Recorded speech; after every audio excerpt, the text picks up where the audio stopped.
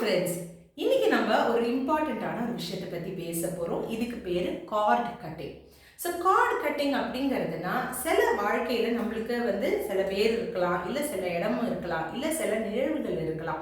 இது நம்மளுக்கு கசப்புத்தன்மை கொடுக்குற மாதிரி நடந்திருக்கலாம். ஸோ இந்த கசப்புத்தன்மையிலேருந்து நம்ம விடைபெறுறது தான் நம்மளோட கார்டு கட்டிங் அப்படிங்கிறது. ஏன் இது செய்யணும் அப்படிங்கிறதுனா, அது செய்யாமல் இருந்தோம்னா நம்ம அதை பின்னோக்கியே நம்மளை இழுத்துட்டே இருக்கோம். நம்மளால முன்னாடி நம்ம போகவே முடியாது.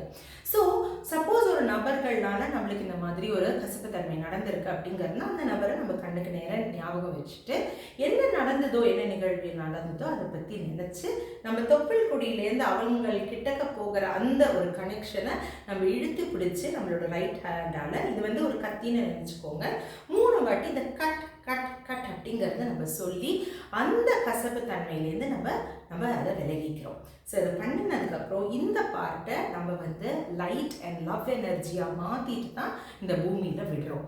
இந்த மாதிரி செஞ்சோம்னா நம்மளுக்கு ரொம்ப கம்ஃபர்டபுளாக இருக்கும். நம்ம என்னென்ன கஷ்டப்படுறோமோ, நம்ம சிலப்போ நம்மளோட மக்களோட இருக்கலாம், இல்லை ஏதாவது ஒரு இருக்கலாம், இதுலேருந்து நம்மளுக்கு ரொம்ப ரிலீஃப் கிடைக்கிற மாதிரி இருக்கும். நம்ம மனசே கொஞ்சம் லைட் ஆகிற மாதிரி இருக்கும். நீங்களும் ட்ரை